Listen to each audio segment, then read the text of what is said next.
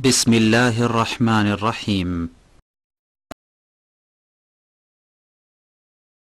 إن الحمد لله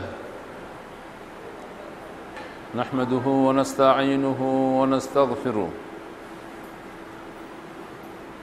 ونعوذ بالله من شرور أنفسنا ومن سيئات أعمالنا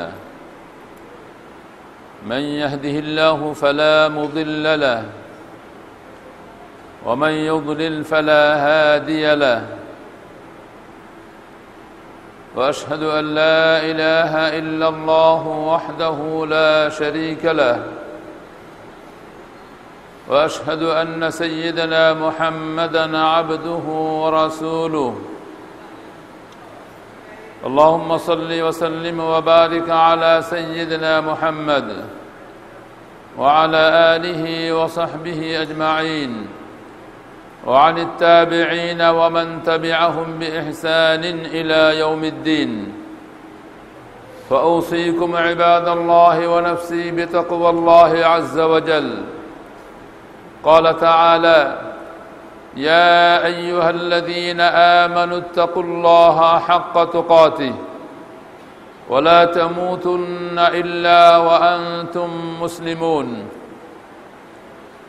يا أيها الناس اتقوا ربكم الذي خلقكم من نفس واحدة وخلق منها زوجها وبث منهما رجالا كثيرا ونساء واتقوا الله الذي تساءلون به والأرحام إن الله كان عليكم رقيبا يا أيها الذين آمنوا اتقوا الله وقولوا قولا سديدا يصلح لكم أعمالكم ويغفر لكم ذنوبكم ومن يطع الله ورسوله فقد فاز فوزا عظيما أما بعد সম্মানিত মুসল্লিয়ান কিরাম আলহামদুলিল্লাহ আমরা মাহে রমাদানের দ্বিতীয় জুমআ আজকে আদায় করব ইনশাআল্লাহ। মাহে রমাদান সম্পর্কে আমি গত জুমআর আলোচনায় বলেছিলাম যে এই মাসের গুরুত্ব এত বেশি, মুহাম্মদুর রাসূলুল্লাহ সাল্লাল্লাহু আলাইহি ওয়াসাল্লাম বলেন লাউ ইয়ালামুন নাসু মা ফি রমাদান লাতামান্নাত উম্মতি আন ইয়াকুনা রমাদান আস-সানাতা কুল্লাহা। যে মানুষ যদি জানতো যে এই মাসের মধ্যে কি রয়েছে, এই মাসের ফজিলত, এই মাসের গুরুত্ব কত বেশি, তাহলে মানুষ শুধু একটি মাস নয়, দুটি মাস নয়, বরং সারা বছর রোজা কামনা করত। সুবহানাল্লাহ। এই রমাদান মাসের গুরুত্ব কেন, এই বিষয়টিও আমাদেরকে বুঝতে হবে, কারণ এই বিষয়ের সাথে আমাদের দৈনন্দিন আমাদের গোটা জীবনের সম্পর্ক রয়েছে, গভীর সম্পর্ক রয়েছে। এই মাসের গুরুত্ব কেন, আল্লাহ সুবহানাহু ওয়া তাআলা এই মাসের পরিচয় দিতে গিয়ে বলেন শাহরুর রমাদান আল্লাযী উনজিলা ফীহিল কুরআন, যে রমজান মাস হচ্ছে সেই মাস যেই মাসে কোরআন নাজিল হয়েছে, যেই মাসে কোরআন নাজিল হয়েছে। এই কোরআন নাজিল হয়েছে বলেই কিন্তু রমজানের এত গুরুত্ব। আবার দেখুন, কোরআন রমজান মাসের যেই রাত্রিতে নাজিল হয়েছে, সেই রাত্রির গুরুত্ব কতখানি। ইন্না আনজালনাহু ফি লাইলাতিল কদর, আমি কোরআনকে নাজিল করেছি কখন? লাইলাতুল কদর, কদরের রাত্রিতে কোরআনকে নাজিল করেছি। লাইলাতুল কদরি খায়রুম মিন আলফি শাহর, আর সেই কদরের রাত্রি কি? ওমা আদরাকা মা লাইলাতুল কদর, তোমরা কি জানো সেই কদরটা কি? লাইলাতুল কদরি খায়রুম মিন আলফি শাহর। যে সেই রাত্রি হচ্ছে, একটি রাত্রি হচ্ছে 1000 মাসের মতো নয়, 1000 মাসের থেকেও উত্তম। 1000 মাস যদি আমরা ক্যালকুলেটর দিয়ে হিসাব করি তাহলে আমরা দেখতে পাই 83 বছর। তাহলে একটি রাত্রির মূল্য এত বেশি যে 83 বছরের সমতুল্য একটি রাত্রি। কেন? এই রাত্রিতে কোরআন নাজিল হয়েছিল। প্রিয় ভাই সব, আমরা সেই কোরআনের সাথে কতটুকু সম্পৃক্ত আছি? আমরা কোরআনকে চিনি, আমরা কোরআনকে জানি, আমরা কোরআনকে মানি। এটাই আজকে আমি আলোচনা করব ইনশাআল্লাহ। কোরআন কি জিনিস? কোরআন হচ্ছে মুসলমানের আত্মার সম্পর্ক। কোরআন সাথে সম্পর্ক মুসলমানের কিসের সম্পর্ক? আত্মার সম্পর্ক, ঈমানের সম্পর্ক। এবং এই দুনিয়ায় শান্তিতে বসবাস করা এবং আখিরাতে মুক্তি পাওয়ার একমাত্র মাধ্যম হচ্ছে কি? কোরআন, আল কোরআনুল কারীম। আমরা আসলে সেই কোরআনের সম্পর্কে আমাদের ধারণা অস্পষ্ট, আমাদের ধারণা নেই। আমরা এমন একটা সমাজ ব্যবস্থায় বড় হয়েছি যেখানে কোরআন আছে অনুপস্থিত, কোরআন আছে কাগজের মধ্যে, কোরআন আছে মাসহাফের মধ্যে, কিতাবের মধ্যে, জুজদানের মধ্যে, কিন্তু কোরআনের সমাজের কোথাও নেই। সমাজে কোরআন চালু নেই, রাষ্ট্রে কোরআন চালু নেই, পরিবারে কোরআন নেই। কোরআন শুধুমাত্র তেলাওয়াতের মধ্যেই আছে। এবং এই কোরআনের যে মাসহাফ বলে, যে কোরআন একখানা কিতাব, সেই কিতাবের মধ্যে জুজদান পেঁচিয়ে আমরা রেখে দেই সুন্দর করে। এভাবেই কোরআনটাকে আমরা রেখেছি। কোরআন পেঁচিয়ে মসজিদ মাদ্রাসার মধ্যে আমরা সীমাবদ্ধ রেখে দিয়েছি। কোরআনের পরিচয়টা আমরা কোরআন থেকেই একটু দেখি। যদি প্রশ্ন করা হয় কোরআনকে, যে কোরআন তুমি কোত্থেকে এসেছো, কোরআন জবাব দিচ্ছে তানজিলুম মির রাব্বিল আলামিন, আমি মহান রব্বুল আলামিনের পক্ষ থেকে নাজিলকৃত এক কিতাব। মহান রব্বুল আলামিনের পক্ষ থেকে আমি নাজিলকৃত এক কিতাব। আবার যদি কোরআনকে প্রশ্ন করা হয়, বুঝলাম মহান রব্বুল আলামিনের পক্ষ থেকে তুমি নাজিলকৃত কিতাব, তুমি এই পৃথিবীতে আগমন করার পূর্বে কোথায় ছিলে? তুমি বলে দাও। কোরআন বলে দিচ্ছে বাল হুয়া কুরআনুম মাজিদুম ফি লাওহিম মাহফুজ, আমি এই দুনিয়াতে আসার আগে লৌহে মাহফুজে সংরক্ষিত ছিলাম, লৌহে মাহফুজে সংরক্ষিত ছিলাম। আবার যদি প্রশ্ন করা হয় কোরআনকে, যে বুঝলাম তুমি লৌহে মাহফুজে ছিলে, তুমি বলো তো তুমি দুনিয়াতে কিভাবে এলে? কে তোমাকে দুনিয়াতে নিয়ে এলো? কোরআন জবাব দিচ্ছে নাযালা বিহির রূহুল আমিন, এই পৃথিবীর নবীদের কাছে যেই সম্মানিত ফেরেশতা জিবরিল আমিন আসমানি কিতাব নিয়ে এসেছে, আমি সেই জিবরিল আমিন, রূহুল আমিন, আমি কোরআন নিয়ে এসেছি। কোরআন জবাব দিচ্ছে যে আমি রূহুল আমিন, জিবরিল আমিন আমাকে নিয়ে এসেছে। আবার যদি প্রশ্ন করা হয় কোরআনকে, বুঝলাম জিবরিল আমিন তোমাকে নিয়ে এলো, তুমি বলো তো তুমি এই পৃথিবীতে কোন মাসে আগমন করেছো?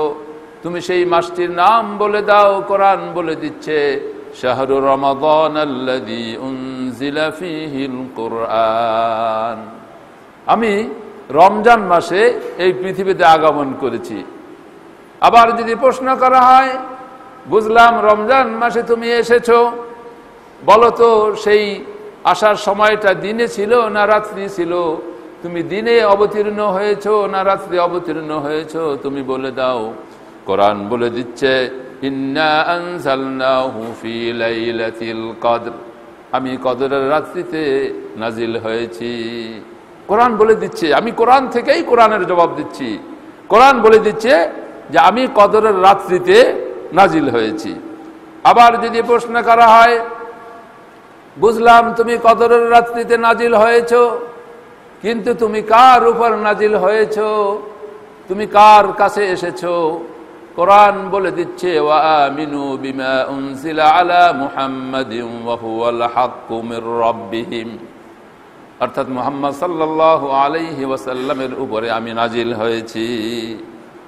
আবার যদি প্রশ্ন করা হয় যে মানুষ তো মুহাম্মদ সাল্লাল্লাহু আলাইহি ওয়াসাল্লাম সম্পর্কে কাফের মুশরিকরা অনেক কথা বলে, তারা বলে যে এই কথাগুলো মুহাম্মদ সাল্লাল্লাহু আলাইহি ওয়াসাল্লাম নিজের পক্ষ থেকে বানিয়ে বানিয়ে বলছেন, অতএব তুমি বলে দাও এই কথাগুলি কি আল্লাহর না মুহাম্মদ সাল্লাল্লাহু আলাইহি ওয়াসাল্লামের? কোরআন জবাব দিচ্ছে ওয়ালাউ তাকাওয়ালা আলাইনা বা'দাল আকাবিল লাআখাযনা মিনহু বিল ইয়ামিন সুম্মা লাকাতা'না মিনহুল ওয়াতিন। মুহাম্মদ সাল্লাল্লাহু আলাইহি ওয়াসাল্লাম যদি আমার কথার মধ্যে কোনো কথা ঢুকিয়ে দিত, মুহাম্মদ সাল্লাল্লাহু আলাইহি ওয়াসাল্লাম যদি আমার কোরআনের মধ্যে তার নিজের কোনো কথা ঢুকিয়ে দিত, আমি ডান হাত দিয়ে তাকে চেপে ধরে আমি তাকে ডান হাত দিয়ে চেপে ধরে তার কণ্ঠনালী কেটে ফেলে দিতাম। আমি তার কণ্ঠনালী কেটে ফেলে দিতাম যদি সেই কোরআনের মধ্যে কোনো কথা নিজের ঢুকিয়ে দিত। আবার যদি প্রশ্ন করা হয় ঠিক আছে বুঝলাম মুহাম্মদ সাল্লাল্লাহু আলাইহি ওয়াসাল্লাম কোনো কথা ঢুকায়নি, তাহলে তুমি কেন আগমন করেছো? এই পৃথিবীতে তুমি কেন আগমন করেছো? তোমার উদ্দেশ্যটা কি তুমি সেটা বলে দাও। কোরআন বলে দিচ্ছে আলিফ লাম রা কিতাবুন আনজালনাহু ইলাইকা লিতুখরিজান নাসা মিনাল যুলুমাতি ইলান নূর। আমি এই পৃথিবীতে আগমন করেছি অন্ধকার থেকে গোটা মানব জাতিকে আলোর দিকে নিয়ে যাওয়ার জন্য আমি পৃথিবীতে আগমন করেছি। তাহলে দেখুন কোরআন কি জিনিস, এ জবাব আমরা কোরআন থেকে পাই কিনা। আপনি এরকম যদি হাজারো প্রশ্ন করেন, হাজারো প্রশ্নের জবাব কোরআন নিজেই দিতে পারে। সুবহানাল্লাহ।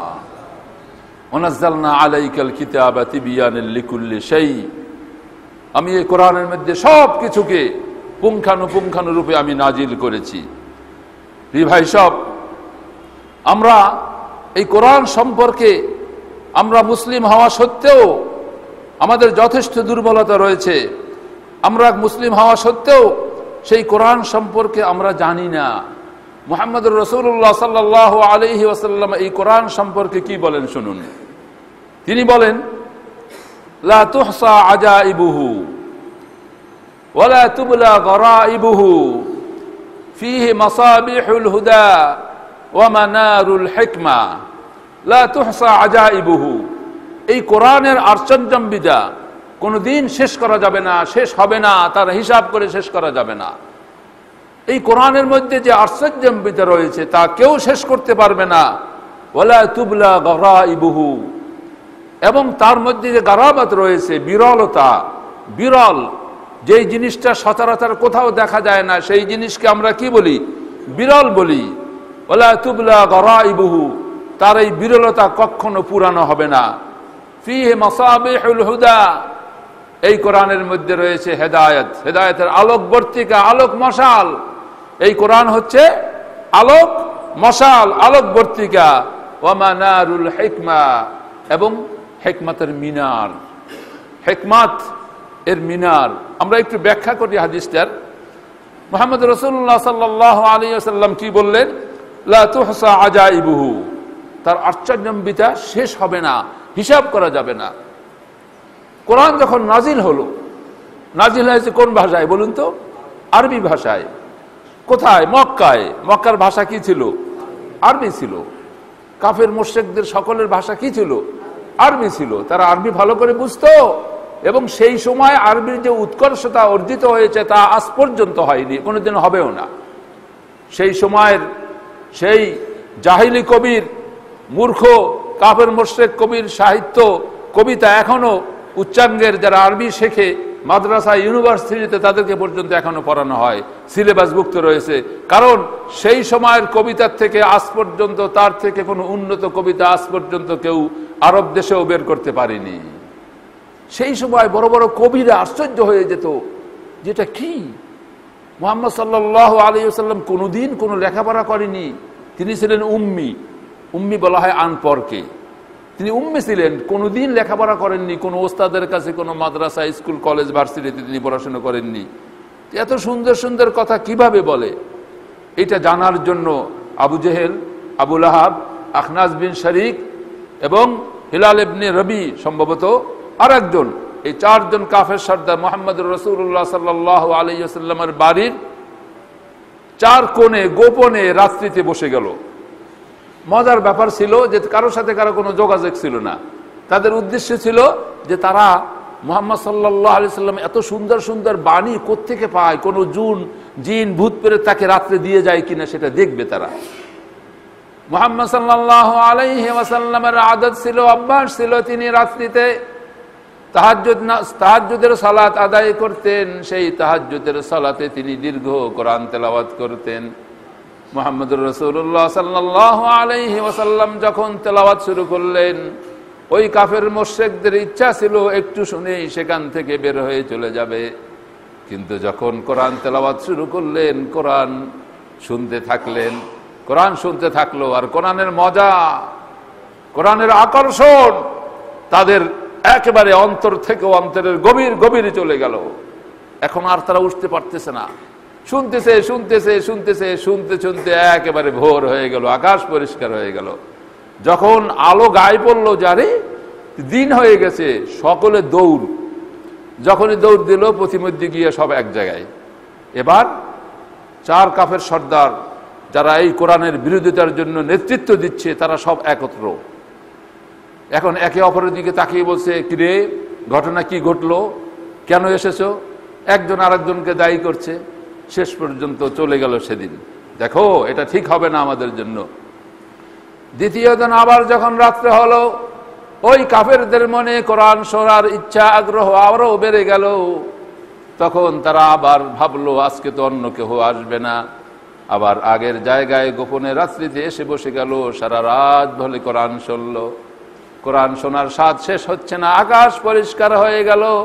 আবার সেখান থেকে যখন বের হয়ে গেল, পথিমধ্যে আবার একত্রিত হয়ে গেল। এবার একে অপরকে একটু শক্তভাবে দোষারোপ করলো যে দেখো, আমরা ভুল করতে যাচ্ছি। আবার যখন তৃতীয় দিন এলো, আবু জেহেল ভাবলো আবু লাহাব আসবে না, আবু লাহাব ভাবলো আবু জেহেল আসবে না। এমনি ভাবে সকলেই আগের জায়গায় এসে চুপি চুপি বসে গেল এবং কোরআন সারা রাত ভরে শুনলো। সকালে আলো হয়ে গেল, বাড়ির দিকে রওনা হলো। পথিমধ্যে সকলেই আবার একত্রিত হয়ে গেল। শেষ পর্যন্ত তারা থমকে গেল যে কি ঘটনা ঘটতেছে, কি ঘটনা ঘটতেছে, ব্যাপার কি, কারণ কি? তারা নিজেরাও নিজেদেরকে জবাব দিতে পারছে না যে ঘটনা কি, আমরা এরকম হলাম কেন?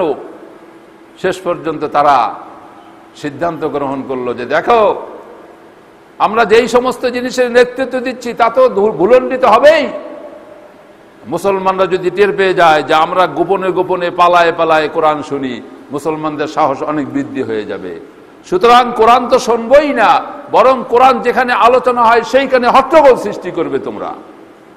আল্লাহ সুবহানাহু ওয়া তাআলা পবিত্র কোরআনের মধ্যে সেই কথাটাও জানিয়ে দিলেন। وقال الذين كفروا لا تسمعوا لهذا القرآن لا تسمعوا لهذا القرآن والغوا فيه لعلكم تغلبون وقال الذين كفروا কাফের মুশরিকরা বলে لا تسمعوا لهذا القرآن, কোরআন শুনবে না, والغوا فيه, এবং সেখানে হট্টগোল সৃষ্টি করে দিবে, لعلكم تغلبون, তাহলে তোমরা কি হবে, সফল কাম হবে। আজকে আমাদের দেশের মুসলিম সমাজের মধ্যে এমন লোক আছে না যারা কোরআনের তাফসীর ভালো লাগে না, কোরআনের আলোচনা ভালো লাগে না, গান, যাত্রা, নাচ ভালো লাগে, অথচ মুসলিম ঈদের জামাতে শরীক হই, শব বরাতের রাত্রিতে মসজিদে জামায়াত হই, মিলাদে শরীক হই, মোনাজাতে শরীক হই, আখেরি মোনাজাতে শরীক হই, কিন্তু কোরআনকে বরদাস্ত করতে পারি না, কোরআন শোনা পর্যন্ত পারি না, বরদাস্ত দূরের কথা, কোরআন নিজে কান দিয়া শুনবো, আল্লাহর কথা শুনবো, সেইটা পর্যন্ত আমরা বরদাস্ত করতে পারি না আমরা, অথচ মুসলমান। ঠিক কিনা? লা তুহসা আজাইবুহু, আমি হাদিস থেকে ঘটনাটি বলেছি, ইবনে কাসিরের মধ্যে বলা হয়েছে লা তুহসা আজাইবুহু, এর আশ্চর্যম্বিতা শেষ হবে না। ওয়ালা তুবলা গরাইবুহু, এর বিরলতাও শেষ হবে না। এই কোরআন যখন নাজিল হওয়া শুরু করলো, কাফের মুশরিকরা হতবাক হয়ে গেল যে মুহাম্মদ কি করে এত উন্নত মানের কথা সে বলতে পারে। শেষ পর্যন্ত ওই সময় নিয়ম ছিল যে কাবা ঘরে যদি কবিরা তার কবিতা লিখে লটকাই দিত এবং বছরের মধ্যে শ্রেষ্ঠ 7 জন কবিকে পুরস্কৃত করা হতো, তখন এইখানে ইন্না আতাইনাকাল কাউসার, তখন সূরা নাজিল হয়েছে ইন্না আতাইনাকাল কাউসার ফাসাল্লি লিরাব্বিকা ওয়ানহার, এই দুটি আয়াত লটকাই দেওয়া হলো, নিচের আয়াতটা আর দেওয়া হলো না। শেষ পর্যন্ত বলা হলো ঠিক আছে, তোমরা তো বলো যে কোরআন মুহাম্মাদের বানানো, ঠিক আছে, তোমরাও তো মুহাম্মদ থেকে আরো অনেক বড় বড় কবি, মুহাম্মদ তো কবিও নন, সুতরাং তোমরা এর নিচে একটি সামঞ্জস্য রক্ষা করে ছোট্ট একটা পংক্তি, একটা লাইন বানিয়ে আনো তো। একদিন নয়, 1 মাস নয়, 1 বছর নয়, বহুদিন পার হয়ে গেল, কোন কবি সাহিত্যিক সাহস পেল না। শেষ পর্যন্ত কবি লাবিদ, সাহাবী কবি লাবিদ, তিনি অনেক পরে ইসলাম গ্রহণ করেছেন, তিনি মন্তব্য করেছিলেন লাইসা হাযা কালামুল বাশার, এটা কোনো মানুষের কথা হতে পারে না, মানবের কোনো কথা নয় এটা, লাইসা হাযা কালামুল বাশার, এটা কোনো মানুষের কথা হতে পারে না। এই কবি লাবিদ 100 বছর বয়সে তিনি ইসলাম গ্রহণ করেছিলেন। ইসলাম গ্রহণ করার পরে তিনি কিন্তু কবিতা ছেড়ে দিয়েছেন। তিনি বলেছেন আমি আর কি কবিতা লিখবো, আমি তো আসল কবিতা পেয়ে গেছি, মানে কি কোরআন পেয়ে গেছি, আর কি লিখবো, কোরআনের সামনে আর কি হতে পারে। যদিও কোরআন কোনো কবিতার কিতাব নয়, কিন্তু কবিদের বাবা। আপনি যদি ছন্দের দিকে যান, অর্থে মানা, এর ভাব সেটা অন্য জিনিস, এর আহকাম হুকুম এটা অন্য জিনিস, কিন্তু শুধুমাত্র যদি ছন্দের দিকে আপনি যান, কবিতার দৃষ্টিকোণ থেকে দেখেন, আপনি আর সামনে টিকতে পারবে না। ওয়াদ-দুহা ওয়াল-লাইলি ইযা সাজা মা ওয়াদ্দাআকা রাব্বুকা ওয়া মা ক্বালা ওয়ালাল আখিরাতু খায়রুল লাকা মিনাল উলা ওয়ালাসাওফা ইউতিকা রাব্বুকা ফাতারদা আলাম ইয়াজিদকা ইয়াতীমান ফাআওয়া। দেখেন শেষে আলিফ এবং ইয়া, আলিফ ইয়া কিভাবে মিল। লা তুবলা গরাইবুহু, এর গরাবাত কোনদিন শেষ হবে না। মাসাবিহুল হুদা ওয়া মানারুল হিকমা, মাসাবিহুল হুদা, এটা হয়তো হেদায়েতের আলোকবর্তিকা, আলোক মশাল। ওমর রাদিয়াল্লাহু তাআলা আনহু খোলা তলোয়ার নিয়ে মুহাম্মদ সাল্লাল্লাহু আলাইহি ওয়াসাল্লামের শির দ্বিখণ্ডিত করার জন্য বের হয়েছিলেন। পথিমধ্যে আরেকজন মুসলমান দেখলো যে সে তো মুহাম্মদ সাল্লাল্লাহু আলাইহি ওয়াসাল্লামের খোঁজে যাচ্ছে, তিনি ডাইভার্ট করে দিলেন তাকে। কিভাবে? যে নিজের ঘরের খবর জানো, তোমার বোন তো ইসলাম গ্রহণ করেছে। সেই অবস্থায় বোনের কাছে গিয়ে তিনি, বোনে তখন তাহা মা আনজালনা আলাইকাল কুরআনা লিতাশকা এই জায়গা পড়তেছিলেন। শেষ পর্যন্ত বোনে মারধর করলো বোনকে, এরপরে তার ভগ্নিপতিকে মারধর করলো। যখন বোনের গায়ের থেকে রক্ত ফিনফিন করে বের হলো, তখন ওমর রাদিয়াল্লাহু তাআলা আনহু বললেন, তুমি যেই কোরআন পড়ছিলে আমাকে একটু শোনাও। চুম্বক মেরেছে কোরআন, কোরআন তার অন্তরের মধ্যে ঢুকে গেছে মুহূর্তের মধ্যে।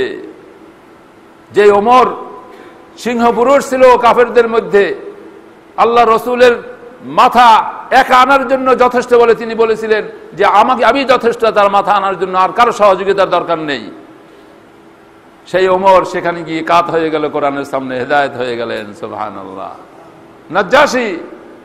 নাজ্জাশীর দরবারে যখন মুসলমানরা হিজরত করে সেখানে গেল, তাদেরকে আনার জন্য কাফের মুশরিকরা ষড়যন্ত্র করেছিল, তখন নাজ্জাশী বলল ঠিক আছে তোমাদের নবী কি বলে আমাদেরকে শোনাও। তখন জাফর রাদিয়াল্লাহু তাআলা আনহু তিনি সূরা মারিয়াম তেলাওয়াত করছিলেন। তখন নাজ্জাশী বলছিল যে এ তো সেই এই কিতাব, আর ঈসা আলাইহিস সালাতু ওয়াস সালামের উপরে যে নাযিল হয়েছে একই সূত্র থেকে গাথা, একই জায়গা থেকে, একই উৎস থেকে এসেছে। তখন নাজ্জাশী বলেছিল আশহাদু আন্না মুহাম্মাদুর রাসূলুল্লাহ, আমি ওই মুহাম্মদ সাল্লাল্লাহু আলাইহি ওয়াসাল্লামের উপরে আমি ঈমান গ্রহণ করলাম। এবং তিনি বললেন আমি যদি এই রাজ্যের দায়িত্ব আমার উপরে না থাকতো, আমি এক্ষুনি মুহাম্মদ সাল্লাল্লাহু আলাইহি ওয়াসাল্লামের খেদমতে চলে যেতাম এবং তার জুতা আমি বহন করতাম। নাজ্জাশীর মন্তব্য, বাদশা নাজ্জাশী। গরাইবুহু ওয়া মানারুল হিকমা, এই কোরআন হচ্ছে হিকমত।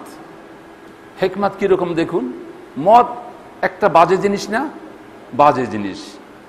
আরব দেশে জাহিলি যুগে সমস্ত মানুষ মদ পান করত, এখন মদটা যদি আল্লাহ তাআলা এই কোরআন যদি মদটাকে ডাইরেক্ট হারাম করে দিতেন, এটা মানুষের জন্য কষ্টসাধ্য হতো কিনা? হতো না। কোরআন কিন্তু আমরা কোরআনকে, ইসলামকে উপস্থাপন করছি শক্তভাবে, যেন মানুষ এটাকে না গিলতে পারে, না গ্রহণ করতে পারে। এটা উলামায়ে কেরামের ইলমের দন্যতা ছাড়া আর কিছুই হতে পারে না। আসলে কোরআন এরকম নয়, আসলে ইসলাম এরকম নয়। একটা ঘটনা দেখুন, মদ সম্পর্কে প্রথমে আল্লাহ তাআলা কি বললেন? ওয়া মানাফিউ লিন-নাসি ওয়া ইসমুহুমা আকবারু মিন নাফইহিমা। ওয়া মানাফিউ লিন-নাস, এর মধ্যে উপকার রয়েছে। ওয়া মানাফিউ লিন-নাস, মানুষের উপকার রয়েছে। ওয়া ইসমুহুমা, কিন্তু গুনাহটা আকবারু মিন নাফইহিমা, ওই উপকার থেকে গুনার পরিমাণটা অনেক বেশি। উপকারের কথা কি শেষ দিক থেকে বলা হয়েছে যে তখন তো মদটা একটা বাজারজাত, অর্থাৎ সকলের কাছে মদ আছে, দোকান আছে, ব্যবসা বাণিজ্য, কোম্পানি, এই সব কিছু আছে না। এখন যদি এই মুহূর্তে মদকে হারাম করে দেওয়া হয়, তখন মানুষগুলি বেকায়দায় পড়ে যাবে না? কত ফ্যামিলি অসহায় পড়বে না? তখন বললো এর মধ্যে মানুষের উপকার আছে, এই যে কেনা বেচা হচ্ছে, একটা ব্যবসা বাণিজ্য চলতেছে, এটার উপকার আছে, কিন্তু ক্ষতির পরিমাণটা উপকার থেকে অনেক বেশি। ক্ষতির পরিমাণ কোনটা? নৈতিক পতন, মানুষের নৈতিক পতন হচ্ছে, এটা অনেক বেশি। তখন এটা ওরকম বলা হয়নি। কিছুদিন পরে আবার নাজিল হলো কি? মদ খাও, তবে ওয়ালা তাকরাবুস সালাতা ওয়া আনতুম সুকারা, তোমরা মদ পান করো, তবে মসজিদে যাওয়ার আগে পান করো না। কারণ মসজিদে যাওয়ার পরে দেখা যায় মদ পান করে মসজিদে গিয়ে যখন সালাত আদায় করতো, নামাজ আদায় করতো, তখন তার মধ্যে ভুল হতো, তেলাওয়াতের মধ্যে ভুল হয়ে যেত। তখন বলা হয়েছে তোমরা মদ পান করো, তবে মসজিদে যাওয়ার আগে পান করো না। তখনও মুসলমানরা যারা ঈমান গ্রহণ করেছে, সাহাবায়ে কেরাম মদ পান করতেন। ইসলাম তখন হারাম নিষিদ্ধ করেনি। আমি বলছি হিকমত, এখানে হাদিস শরীফে কি বলা হয়েছে? ওয়া মানারুল হিকমা, হিকমতের সর্বোচ্চ শৃঙ্গ কোরআন। গেল, এরপর কিছুদিন পর নাজিল হলো ইন্নামাল খামরু ওয়াল মাইসিরু ওয়াল আনসাবু ওয়াল আজলামু রিজসুম মিন আমালিশ শাইতান ফাজতানিবু। এখানে আরো অন্য অনেকগুলি জিনিস বলা হয়েছে। ফাজতানিবু, মদকে হারাম নিষিদ্ধ ঘোষণা করা হলো, এটাকে বর্জন করো। যেই দিন মদ নিষিদ্ধ ঘোষিত হলো, মদিনায় অলিতে গলিতে মদের সয়লাব বন্যা বয়ে গেল।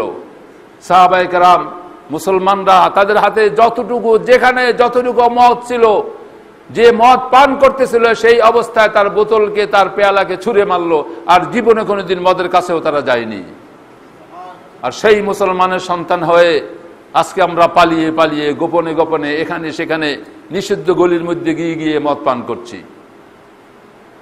আর ইসলামের খুব ভালোই খেদমত করছি, শবে বরাতের নামাজ পড়ছি, আর মিলাদে অংশগ্রহণ করছি। এটা হলো ইসলাম আমাদের। সুতরাং আল্লাহ নবী কি বললেন? ওয়া মানারুল হিকমা। তাহলে আল্লাহ তাআলা এই মদ নিষিদ্ধ করাকে কিভাবে সুন্দরভাবে হিকমতের সাথে করেছেন না? হিকমতের সাথে করেছেন। আরেকটি হাদিস কোরআন সম্পর্কে বলা হয়েছে, মান ক্বালা বিহি সাদাকা, যেই ব্যক্তি কোরআন দিয়ে কথা বলে সেই সত্য কথা বলল। কারণ আল্লাহ সুবহানাহু ওয়া তাআলা বলেছেন, ওয়ামান আসদাকু মিনাল্লাহি কিলা, কোরআন থেকে সত্যবাদী, আল্লাহ থেকে সত্যবাদী আর কেউ হতে পারে না। হতে পারে? আল্লাহ থেকে কেউ সত্যবাদী হতে পারে না। এই জন্য বলা হয়েছে মান ক্বালা বিহি সাদাকা, যেই কোরআন দিয়ে কথা বলে সে সত্য কথা বলল। আচ্ছা, আপনারা তো আমার আলোচনা শুনেছেন, আপনারা কি কোরআন এবং হাদিসের বাইরের কোনো কথা শুনেছেন আমার থেকে? এই জন্য আলেম ওলামাদের আলোচনা, বক্তব্য, কথা হওয়া উচিত একমাত্র কোরআন এবং হাদিসকে কেন্দ্র করে। হাদিস হচ্ছে কোরআনের ব্যাখ্যা। সুতরাং এই কোরআন এবং হাদিসকে রেখে আমরা কোথাও কিছু করতে পারি না। এরপরে কি বলা হয়েছে? ওয়ামান আমিলা বিহি উজিরা, যেই ব্যক্তি এই কোরআন অনুযায়ী আমল করবে সে আল্লাহ তাআলার কাছে কি পাবে? আজর পাবে। একজন সাহাবী এলেন আল্লাহ রাসূলের কাছে, একজন গ্রাম্য দেশ থেকে আসলেন, ইয়া রাসূলুল্লাহ দুল্লানি আলা আমালিন ইযা আমিলতুহু দাখালতুল জান্নাহ, আপনি আমাকে এমন একটা আমল সম্পর্কে বলেন যে আমল করলে পরে আমি জান্নাতে যেতে পারবো। আল্লাহ রাসূল বললেন, শাহাদাতি আল্লাহ ইলাহা ইল্লাল্লাহ, তুমি কালেমা শাহাদা পড়ো, ওয়া আন্না মুহাম্মাদুর রাসূলুল্লাহ, এবং রসুলের উপর তুমি সাক্ষী বিশ্বাস স্থাপন করো, ওয়া তুকিমুস সালাহ ওয়া তুতিয়াজ যাকাত, ওয়া সাওমে রমাদান, এই 4টি বিষয় তিনি বললেন, এটা করো তুমি। তখন ওই সাহাবী কি বললেন? ওয়াল্লাহি লা আযীদু হাযা আবাদান ওয়া লা আনকুসু মিনহু, যে খোদার কসম আমি এর থেকে একটু বাড়াবো না আর কমাবো না। এই কথা বলার পরে যখন ওই সাহাবী আবার তার এলাকায় চলে যাচ্ছিলেন এই আল্লাহ রসুলের দাওয়াতটা সেখানে পৌঁছাই দিবেন, আল্লাহ রসুল বললেন, আল্লাহ রসুল সাহাবীদেরকে লক্ষ্য করে বললেন, হে সাহাবীরা, তোমরা যদি এই দুনিয়াতে বসে কোনো জান্নাতি মানুষ দেখে তোমাদের চক্ষুকে শীতল করতে চাও, তোমরা এই ব্যক্তির দিকে তাকিয়ে দেখো। সুবহানাল্লাহ, এই ব্যক্তির দিকে তাকিয়ে দেখো। ওমান আমিলা বিহি উজিরা, সে কিসের উপর ইস্তেকামত ছিল? কোরআন এবং হাদিসের উপর ইস্তেকামত ছিল, যে কোরআন যেটা বলেছে, আল্লাহ রসুল যেটা বলেছে সেটাই হচ্ছে কোরআন, সেটাই হচ্ছে হাদিস। কথাটা বুঝছেন? এই জন্য বলা হয়েছে ওমান আমিলা বিহি উজরা ওমান হাকামা বিহি আদালা, যেই ব্যক্তি এই কোরআন দিয়ে ফয়সালা করবে সেই ইনসাফ করতে পারবে। আজকে আমাদের দেশের শিক্ষা বিচার ব্যবস্থা কি কোরআনের বিচার ব্যবস্থা? মাশাআল্লাহ, মিথ্যা সাক্ষী দিয়ে কিভাবে যে বিচার করা যায় আমরা একেবারে মিসাল উদাহরণ সহ সব কিছু আমরা দেখতে পাচ্ছি না? দেখতে পাচ্ছি। অথচ আল্লাহ তাআলা কোরআনে কি বলেন? ওয়ামান লাম ইয়াহকুম বিমা আনজালাল্লাহু ফাউলাইকা হুমুল কাফিরুন ফাউলাইকা হুমুল ফাসিকুন ফাউলাইকা হুমুল যালিমুন। যেই বা যারা কোরআন দিয়ে বিচার কার্য পরিচালনা করে না, তারা কাফের, তারা ফাসিক, তারা জালিম। হায় রে হায় মুসলমান, আমি তো আমার মনে হয় যে আল্লাহ রসুল যখন আমাদের দিকে তাকাইবেন হাসবেন, শুধু হাসবেন। আমরা যখন উম্মত বলে দাবি করব না, সেদিন হাসবেন।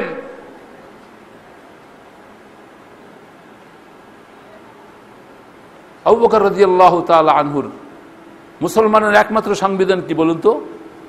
আল কোরআনুল কারীম। আল্লাহ রসুল যে রাষ্ট্র পরিচালনা করেছিলেন, সেই রাষ্ট্র পরিচালনা করেছেন কি দিয়ে করেছিলেন? কোরআন দিয়ে করেছিলেন। আবু বকর রাদিয়াল্লাহু তাআলা আনহু রাষ্ট্র পরিচালনা করেছিলেন কি দিয়া? বলুন, আপনি অমুসলিমদের যদি কোনো ইতিহাস আনতে পারেন, তাদের আলাদা কোনো গঠনতন্ত্র, আলাদা কোনো সংবিধান ছিল, বলুন, পারবে কেউ? ওমর রাদিয়াল্লাহু তাআলা আনহু রাষ্ট্র পরিচালনা কি দিয়া? কোরআন দিয়ে। বহু শতাব্দী পর্যন্ত মুসলমান রাষ্ট্র পরিচালনা করেছেন কি দিয়ে? কোরআন দিয়ে। সেই কোরআন আছে না আমাদের মাঝে? আছে। কিন্তু আমাদের মধ্যে সেই কোরআন কি পার্লামেন্টে একটা আয়াত আছে? একটা হুকুম আছে? শুধু বিসমিল্লাহ, তাও কত টানাটানি, একজনে নামাই একজনে ঢুকাই, যেটার কোনো একটা বরকত, এটা কোনো হুকুম না। বিসমিল্লাহ এটা বরকতের আয়াত, ওর মধ্যে কোনো হুকুম না। ওটা কেউ নামাই আবার কেউ ঢুকাই, এই নিয়েই আমাদের লাঠালাঠি। আবু বকর রাদিয়াল্লাহু তাআলা আনহুর শাসনামলের একটি ঘটনা শুনুন। আল্লাহ রাসূল বলেছেন, মান হাকামা বিহি আদালা, যেই ব্যক্তি কোরআন দিয়ে ফয়সালা করে সেই একমাত্র কি করলো? ইনসাফ করলো। সেই বিচারটাই ইনসাফপূর্ণ, সেই বিচারেই আসামি পক্ষ বাদী পক্ষই ইনসাফ পায়। আবু বকর রাদিয়াল্লাহু তাআলা আনহু যখন শাসন আমলে ওমর রাদিয়াল্লাহু তাআলা আনহুকে কি করলেন? প্রধান বিচারপতি, চিফ জাস্টিস, কাদিউল কুদাত নিযুক্ত করলেন। কাকে? ওমরকে। একটি বছর পার হয়ে গেল, ফামাকাসা আমান, একটি বছর পার হয়ে গেল, ফামাকাসা আমান কামিলান, একটি বছর পার হয়ে গেল। একজন বিচার কেউ বাদী হয়ে বিবাদীর পক্ষে, আসামির পক্ষে একটি মামলা পর্যন্ত দায়ের করলো না। মামলা তো দূরের কথা, জিডিও একটা হলো না, অভিযোগও আসলো না। ওমর রাদিয়াল্লাহু তাআলা আনহু শুধু ওই চেয়ারে বসেই থাকেন সারাদিন, কোনো লোকজন নাই, আসে না। একটা বছর পর ওমর রাদিয়াল্লাহু তাআলা আনহু আবু বকর রাদিয়াল্লাহু তাআলা আনহুর কাছে গিয়ে বলেন, হে ভাই আবু বকর, তুমি আমাকে এই জায়গায় কেন বসাইছো? বল কেন? বলে একটা বছর পার হয়ে গেল, তুমি আমাকে রাষ্ট্রীয় দায়িত্ব দিয়ে, রাষ্ট্রীয় ভাতা বেতন দিয়ে এখানে বসায় রাখছো, অথচ একটা বিচারে পর্যন্ত আসে নাই, এখানে বসে লাভ কি আমার? আবু বকর রাদিয়াল্লাহু তাআলা আনহু বললেন, ভাই ওমর, তোমার দৃষ্টিতে কি মনে হয়, তুমি একটু আমাকে বলে দাও। ওমর রাদিয়াল্লাহু তাআলা আনহু বলছিলেন যেই কথাগুলি আমাদের শিক্ষণীয় বিষয়ে রয়েছে। ওমর রাদিয়াল্লাহু তাআলা আনহু বললেন, তারা এমন এক কওম, এমন এক জাতি, দীনুহুম আন-নাসিহা, তাদের দিন হচ্ছে নসিহা। দিন মানে কি? জীবন পদ্ধতি, জীবন প্রণালী হচ্ছে নসিহা। আদ-দীনুন নসিহা, হাদিস শরীফে এসেছে আদ-দীনুন নসিহা, কল্যাণ কামিতা। তারা প্রত্যেকেই একে অপরের কল্যাণ কামনা করে। দীনুহুম আন-নসিহা ওয়া আমালুহুম আল-আমরু বিল মা'রুফ ওয়ান নাহয়ু আনিল মুনকার। আর তাদের কার্যকলাপ হচ্ছে মানুষকে সৎ কাজের আদেশ দেয়, অসৎ কাজ থেকে মানুষকে ফিরায় রাখে। ওয়া আমালুহুম আল-আমরু বিল মা'রুফ ওয়ান নাহয়ু আনিল মুনকার ওয়া মানহাজুহুম আল-কুরআনুল কারীম। সুবহানাল্লাহ। আর তার মানহাজ, তার সংবিধান, রাষ্ট্র পরিচালনার নীতি নির্ধারণ করে কোরআন দিয়ে। কথাটা বুঝতে পেরেছেন? ওয়ামান হাকামা বিহি আদালা ওয়ামান দাআ ইলাইহি হুদিয়া ইলা সিরাতিম মুস্তাকিম। আর যা এই কোরআন দিয়ে যাদেরকে, যে এই কোরআন দিয়ে ডাকে, যারা এই কোরআন দিয়ে আহ্বান করে, মাহফিল করে, ওয়াজ করে, যাদেরকে ডাকে, সেই ডাকে যারা সাড়া দেয়, তারা হুদিয়া ইলা সিরাতিম মুস্তাকিম, তারাই একমাত্র হেদায়েত প্রাপ্ত হয়। কথাটা বুঝতে পেরেছেন? সাহাবায়ে কেরাম কোথায় ছিল? অন্ধকারের মধ্যে ছিল। জেনা, বেবিচার, খুন খারাপি, ধর্ষণ, চুরি, ডাকাতি, এটাই তো ছিল মুসলমানদের একমাত্র, যারা মুসলমান হওয়ার আগের একমাত্র পেশা, একমাত্র কাজ। কিন্তু সেই মানুষগুলি যখন কোরআনের আলো পেয়ে গেল, কোরআনের হেদায়েত প্রাপ্ত হয়ে গেল, যারা একে অপরের ধন সম্পদ, ইজ্জত, আবরু লুণ্ঠন করত, সেই সকল মানুষগুলি অন্যের ধন সম্পদ, ইজ্জত, আবরুর পাহারাদার হয়ে গেল। হয়ে গেল না? পাহারাদার হয়ে গেল। সুবহানাল্লাহ, সুবহানাল্লাহ। আজকে সেই কোরআন আমাদের মাঝে আছে কি বলুন তো? আছে না? কোরআন আমাদের মাঝে নাই? কোরআন আছে। কোথায় আছে? ওই মুসহাফের মধ্যে আছে। কোরআন আছে কোথায়? আছে মসজিদে আছে। কোরআন আছে কোথায়? আছে মাদ্রাসায় আছে। কোরআন আছে তেলাওয়াতের মধ্যে আছে। কোরআন আছে খতম, সবিনা খতমের মধ্যে আছে। এই কিছুর মধ্যেই কোরআন রয়েছে। কিন্তু কোরআনের জায়গা, আসল জায়গা কোনটা আমরা এখনো বুঝতে পারি নাই। কোরআন শুধু এখানেই আছে। কোরআন কাদের জন্য এসেছে? আমরা আজকে কোরআনকে ব্যবহার করছি মৃত্যু মানুষের জন্য, জীবন্ত মানুষের জন্য আমরা কোরআনকে ব্যবহার করছি না। অথচ পবিত্র কোরআন কি বলে? পবিত্র কোরআন কি বলে? লিয়ুনযিরা মান কানা হাইয়া। এই কোরআন পৃথিবীতে আগমন করেছে জীবন্ত মানুষকে ভয় প্রদর্শন করার জন্যে, জাহান্নামের আগুন থেকে বাঁচানোর জন্যে। আজকে আমরা যখন মানুষ মরে যায়, তখন মৌলী সাহেব ডেকে কোরআন খতম করায়, তারপরে ওনাকে একবার জান্নাতুল ফেরদাউসে পৌঁছে দেওয়ার চেষ্টা করি। এতই সহজ যদি জান্নাত হতো, সাহাবায়ে কেরাম এত কষ্ট কেন বললেন? লক্ষ লক্ষ সাহাবীর শতকরা 60% সাহাবী শাহাদাত বরণ করেছেন দুনিয়াতে। শতকরা 60% সাহাবী শাহাদাত বরণ করেছেন। এবং যারাও বেঁচে ছিলেন তারা প্রায় সকলেই ক্ষত বিক্ষত আহত অবস্থায় দুনিয়াতে বেঁচে ছিলেন। ইমামরা পর্যন্ত, প্রত্যেক ইমাম, ইমাম আবু হানিফা, ইমাম শাফিঈ, ইমাম মালিক, ইমাম হাম্বল, তাদের ঘষটা, তাদের লাশটা ঘর থেকে বের হয় নাই। তাদের লাশটা বের হয়েছে কোত্থেকে? ওই জেলখানার থেকে তাদের লাশটা বের হয়েছে। পিটাতে পিটাতে তাদেরকে শেষ পর্যন্ত জেলখানায় তাদের মৃত্যু হয়েছে হক কথা বলার জন্যে। আজকে আমরা কোরআনকে কোথায় ব্যবহার করি? যখন কোনো মাহফিল হয়, কোনো মজলিস হয়, আমরা কোরআন তেলাওয়াত করি, ঠিক না? সুন্দর করে তেলাওয়াত করি। বাহ! যদি খেলার মাঠে খেলাও হয়, ওটাও শুরু করি কোরআন তেলাওয়াত দিয়া। সুদী ব্যাংকগুলি উদ্বোধন করা হয় কোরআন তেলাওয়াত দিয়ে, হয় না? হয়। কয়েকদিন আগে শুনলাম যে মন্দিরের উদ্বোধন তাও নাকি তেলাওয়াত দিয়ে হয়েছে। এরপর সিনেমা উদ্বোধন, তাও কয়েকদিন পর তেলাওয়াত দিয়েই হবে। এত সম্মান করি আমরা কোরআনকে। এই জন্য বলে, দেখুন রাজনীতির মতো এত অপবিত্র জিনিসকে এই পবিত্র দিনের মধ্যে ঢুকাবেন না, ধর্মের মধ্যে ঢুকাবেন না আপনারা। মুসলমানের ঘরে এমন চিন্তা চেতনা, এমন জিনিস ঢুকাই দেওয়া হচ্ছে আজকে মানুষের মধ্যে। এই জন্য ভারতের একজন কবি, বিখ্যাত কবি, কবি মাহের আল কাদেরী, এই কোরআনের হয়ে, কোরআন কি ফরিয়াদ, কোরআনের আর্তনাদ, একটা কবিতা আবৃত্তি করেছেন। একটু শুনেন। সুবহানাল্লাহ। আমি চিন্তা করি এই লোকটা হয়তো এই খেদমতের জন্য আল্লাহ তাআলা তাকে জান্নাতুল ফেরদাউস নসিব করবেন। তিনি কি বলেন? ताकों में सजाया जाता हो, आँखों से लगाया जाता हो, तावीज़ बनाया जाता हो, धो धो कर पिलाया जाता हो। আমাকে দিয়ে আমাকে সুন্দর করে তাকে সাজিয়ে রাখা হয়। কোরআন নিজেই বলছে, কোরআনের হয়ে কবি লিখছেন যে আমাকে সুন্দর করে তাকে সাজিয়ে রাখা হয়। দেখুন আজকে কোরআনগুলি সাজানো না, এটা ঠিক আছে, এটা আদব, এটা রাখতেই হবে, কিন্তু কবির বক্তব্যটা শোনেন, আসল বক্তব্যটা কি? तौक़ू में सजाया जाता हूँ, आँखों से लगाया जाता हो, तावीज़ बनाया जाता हो, धो धो कर पिलाया जाता हो। আমাকে তাকে সুন্দর করে সাজিয়ে রাখা হয়, আঁখু সে লাগায়া যাতা হো। আমরা কোরআন কিরকম নিয়ে ই করি না, আঁখে চোখে মুখে লাগাই, চুমু খাই না। তাওবীজ বানায়া যাতা হো, মাশাআল্লাহ। যেই রাসূল বলেছেন মান তাআল্লাকা তামিমান ফাকাদ আশরাকা, যেই ব্যক্তি তাবিজ লটকাইলো সে শিরকি করলো, কুফরি করলো। সেই কোরআনের প্রথমে দেখবেন অনেক কোরআনে, বাংলাদেশের অনেক কোরআন শরীফের উপরে তাবিজ ছাপায় দেওয়া হয়েছে, নকশা দিয়ে সুন্দর করে তাবিজ লিখে দেওয়া হয়েছে। তাবিজ বানায়া যাতা হো। আমরা কোরআন শরীফ যারা এই সমস্ত কাজ করে, খুনকারী কাজ, তারা কোরআন দিয়ে তাবিজ বানায় না? ধো ধো কর পেলায়া যাতা হো, এবং সেই তাবিজ ধুয়ে দিয়ে পান করানো হয়। जुज़दाने हरीर, जुज़दाने हरीर और रेशम की, और फूल सितारे चांदी के, फिर अतर की बारिश होती है, खुशबू में बसाया जाता हो।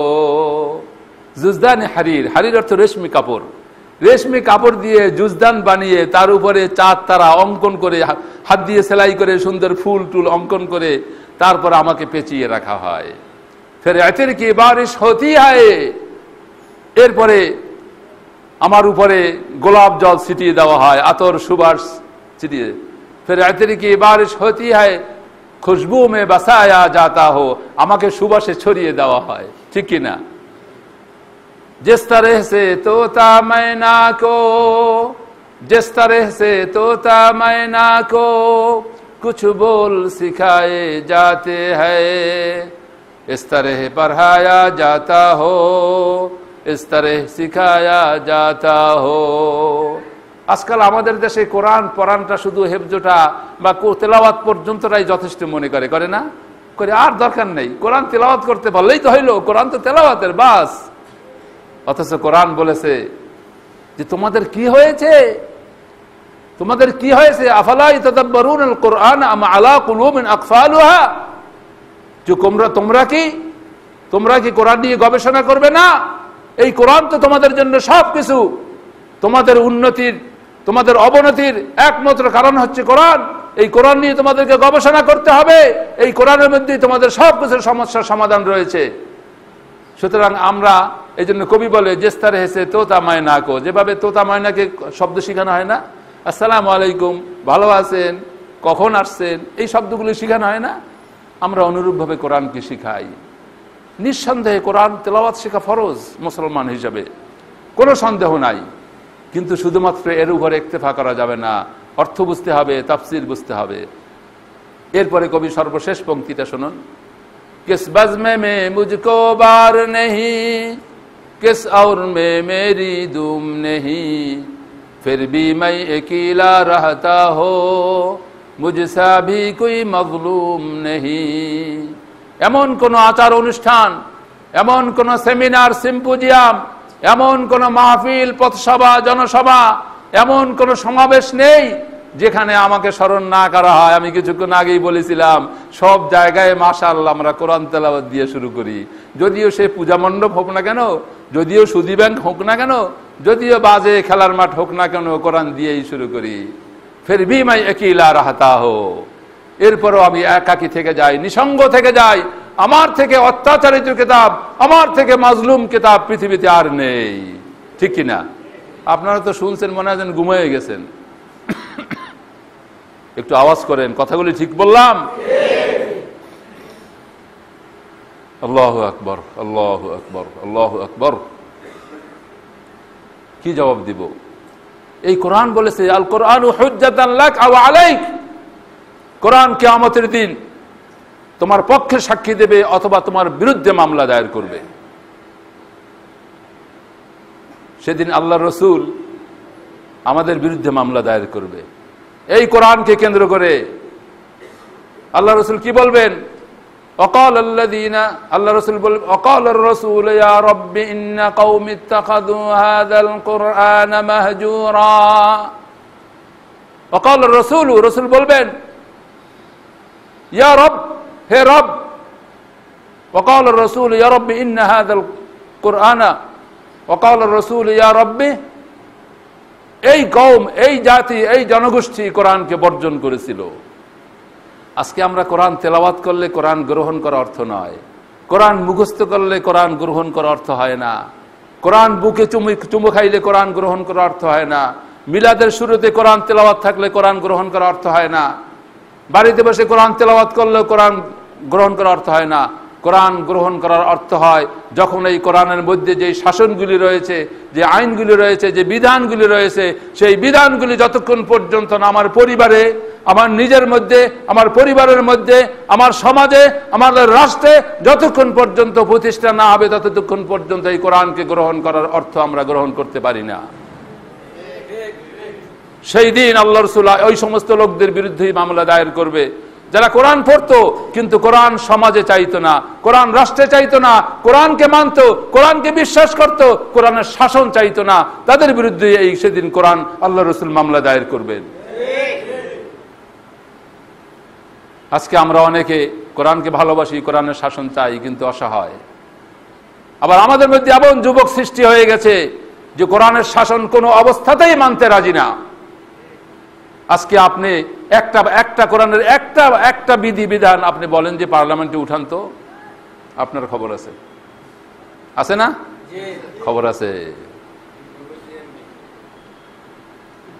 আসুন ভাইরা, আজকে এই কথাগুলি বুঝতে হবে, মনের মধ্যে অনুধাবন করতে হবে এবং কোরআন প্রতিষ্ঠার জন্য আমার সাধ্যের মধ্যে যতটুকু আছে ততটুকু করতে হবে। যদি তাই না করি, কিয়ামতের দিন আমরা কিন্তু এই কোরআন সুপারিশ করবে না আমাদেরকে, এই কোরআন আমাদের জন্য সুপারিশকারী হিসাবে আসবে না, বরং এই কোরআন আমাদের বিরুদ্ধে মামলা দায়ের করবে। আসুন, এই জন্য কোরআন এর দাবি রয়েছে, কোরআনকে ভালো করে তেলাওয়াত শিখতে হবে, কোরআনের অর্থ বুঝতে হবে, কোরআনের তাফসির বুঝতে হবে, কোরআনকে দাওয়াত দিতে হবে, কোরআনের তাবলীগ করতে হবে, কোরআনের দাওয়াত মানুষের কাছে দাঁড়ে দাঁড়ে পৌঁছে দিতে হবে এবং কোরআনকে রাষ্ট্রীয়ভাবে, সামাজিকভাবে প্রতিষ্ঠা করার দায়িত্বে নিয়োজিত হতে হবে এবং নিজের বাস্তব জীবনে কোরআন অনুসরণ করতে হবে। তখনই সেই কোরআন একমাত্র কিয়ামতের দিন আল্লাহ তাআলা এই কোরআনই আমাদেরকে রক্ষা করবেন এবং আমরা আল্লাহ তাআলার কাছে গিয়ে সাক্ষী দিয়ে বলতে পারবো যে, হে আল্লাহ, তুমি আমাদের জন্য আমাদের হেদায়েত কিতাব হিসাবে যে কোরআন নাজিল করেছিলে, আমি সেই কোরআনের জন্য আমার জীবনকে বিসর্জন করেছি, আমি নিজে মেনেছি, সামাজিকভাবে প্রতিষ্ঠা করার চেষ্টা করেছি, আমি দাওয়াত দিয়েছি, অর্থাৎ আমি কোরআনেরই হয়ে কাজ করেছি। আমি কোরআনের পক্ষে শক্তি ছিলাম, কোরআনের বিপক্ষে শক্তি ছিলাম না। হয়তো আল্লাহ তাআলা আমাদেরকে রক্ষা করতে পারেন। আসুন আমরা কোরআন বুঝি, কোরআন শিখি, কোরআন অনুযায়ী আমল করার চেষ্টা করি। আকুলু কওলি হাযা ওয়া আস্তাগফিরুল্লাহ লি ওয়া লাকুম ফাস্তাগফিরুহু ইন্নাহু হুয়াল গফুরুর রহিম।